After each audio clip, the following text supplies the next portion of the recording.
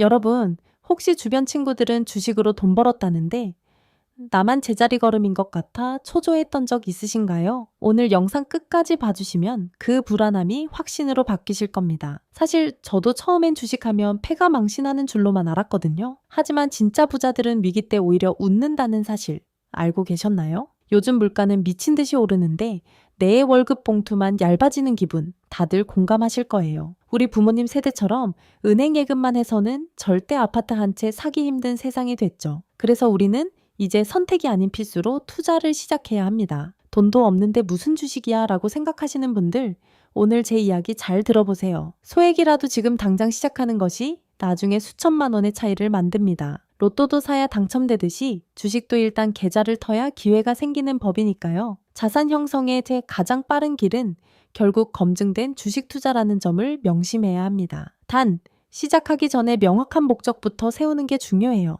한탕주의로 10배 수익을 노리는 건 사실 도박이나 다름없거든요. 우리는 직장 생활하면서 노후를 대비하는 자산가의 마인드를 가져야 합니다. 이청삼복 세대라면 우리에게는 시간이라는 엄청난 무기가 있잖아요. 당장 큰 돈이 없어도 ETF 같은 지수 상품부터 차곡차곡 모아보세요. 주식을 시작하면 신기하게도 경제 뉴스가 들리기 시작할 거예요. 내 돈이 들어가면 세상 돌아가는 이치에 자연스럽게 관심이 생기거든요. 요즘 공모주 투자도 많이들 하시는데 저는 긍정적으로 봅니다. 비상장 기업이 세상 밖으로 나오는 첫걸음을 함께하는 특별한 경험이니까요. 물론 무작정 남들 따라 청약 넣는 건 금물입니다. 이 회사가 뭐 하는 곳인지, 왜 상장을 하려는지 정도는 파악해야 하죠. 요즘은 챗GPT 같은 도구들이 너무 잘 되어 있어서 분석도 쉬워졌어요. 공모주 투자는 큰 수익보다 주식시장의 메커니즘을 배우는 훈련이라 생각하세요. 자, 그럼 이제 시드가 어느 정도 모였다면 어떻게 나눠 담아야 할까요? 100만 원이든 1000만 원이든 포트폴리오의 기본은 단순함입니다. 처음에는 너무 여러 종목에 분산하지 말고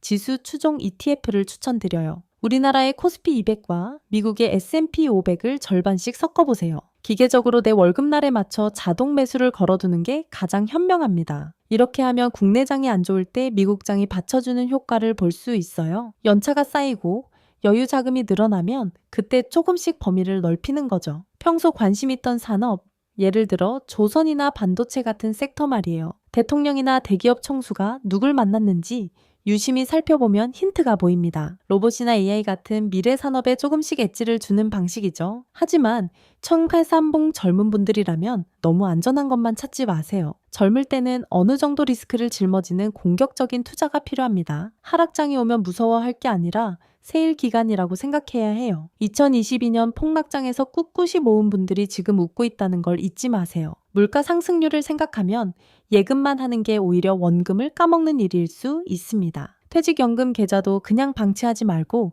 주식 비중을 최대한 높여보세요. 다만 레버리지 상품은 정말 주의해야 합니다. 시간이 갈수록 내 살을 깎아먹는 구조라 장기 투자에는 쥐약이거든요. 도파민이 필요해서 꼭 하고 싶다면 딱 3일만 투자한다는 원칙을 세우세요. 승부가 안 나면 바로 나오는 결단력이 있어야 내 자산을 지킵니다. 가끔 집중 투자가 수익률이 더 높지 않냐고 묻는 분들도 계세요. 실력이 확실하다면 좋겠지만 초보자에게는 독이 될 수 있습니다. 저는 앞으로의 한국 시장이 AI 시대의 진정한 승자가 될 거라 믿어요. 정부에서도 부동산 대신 주식 시장을 키우려는 강한 의지를 보이고 있죠. 아파트를 팔아 주식을 사겠다는 정치인의 말이 그냥 나오는 게 아닙니다. 이제 한국 증시의 패러다임이 완전히 바뀌고 있다는 증거예요. 주가가 계속 올라서 평당화가 높아질까봐 걱정되시나요? 목돈이 있다면 3번에 나눠서 분할 매수하는 게 마음이 편합니다. 타이밍을 재다가는 영영 오르는 열차에 올라타지 못할 수도 있거든요. 매달 일정액을 넣는 적립식 투자자라면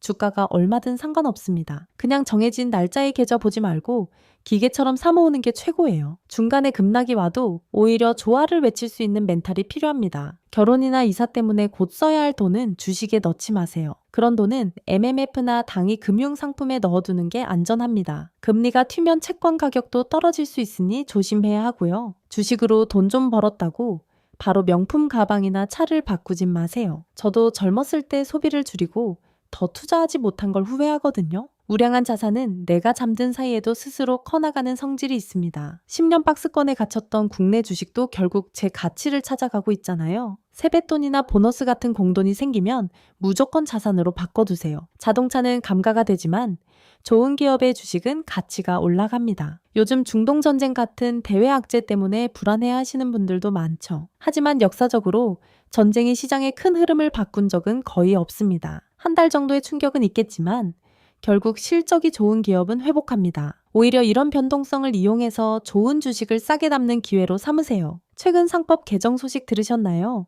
이건 정말 엄청난 호재입니다. 소액 주주들의 가치를 존중하라는 법적 장치가 마련되고 있는 거예요. 대주주 마음대로 자사주를 활용하던 시대는 이제 끝났습니다. 배당도 늘리고 자사주도 소각해야 하니 주주 입장에서는 축제죠. 특히 금융주나 지주사들이 이런 정책에 큰 수혜를 입을 겁니다. 외국인 투자자들도 이런 변화를 보고 한국 시장으로 몰려오고 있어요. 코스피가 5천, 6천을 넘는 게 이제는 꿈 같은 소리가 아닙니다. 삼성전자와 SK하이닉스의 이익 체력을 보면 주가는 아직 저평가 상태예요. 반도체 사이클이 본격적으로 좋아지면 전 고점 돌파는 시간 문제죠. 물론 이미 많이 올랐다고 느껴질 수도 있습니다. 하지만 이익이 늘어나는 속도가 주가보다 빠르다면 여전히 싼 거예요. 8만 원에 물려 있다가 본전 오자마자 파는 실수 절대 하지 마세요. 본전 심리 때문에 상승장의 달콤한 열매를 놓치는 분들이 태반입니다. 그 기업의 성장세가 여전하다면 엉덩이 무겁게 들고 가는 게 정석입니다. 변동성이 너무 스트레스라면 20% 정도만 수익 실현하고 나머지는 믿어보세요. 삼성전자의 HBM 기술력이 다시 인정받기 시작했다는 건 큰 신호입니다. 파운드리 분야에서도 방역의 서막이 오르고 있어요. 하이닉스 또한 미국 상장 이슈 같은 강력한 모멘텀이 남아 있습니다. 한편 난 터먼도 안 하는 동전주 투자는 정말 신중해야 합니다. 상장 폐지 규정이 강화되면서 부실 기업들이 쏟아지고 있거든요. 재무제표를 뜯어보고 이익을 내는 회사인지 반드시 확인하세요. 실적 없는 테마주에 내 소중한 돈을 거는 건 투자가 아니라 투기입니다. ETF도 종류가 많지만 로봇이나 2차전지처럼 미래가 밝은 곳을 보세요. 세상의 변화를 이끄는 산업에 내 돈을 태우는 게 가장 안전한 투자입니다. 금이나 비트코인 같은 대체 자산도 포트폴리오의 10% 정도는 괜찮아요. 달러의 힘이 약해질 때 내 자산을 방어해주는 든든한 방패가 될 겁니다. 투자는 멋으로 하는 게 아니라 생존을 위해 하는 것입니다. AI가 내 일자리를 위협한다면 AI 수혜주를 사서 해지하면 됩니다. 공부하기 어렵다면 오늘 제가 말씀드린 지수 투자부터 시작해보세요. 10년 뒤에 여러분은 오늘 이 영상을 본 자신에게 정말 고마워할 겁니다. 여러분의 성공 투자를 제가 진심으로 응원하겠습니다. 감사합니다.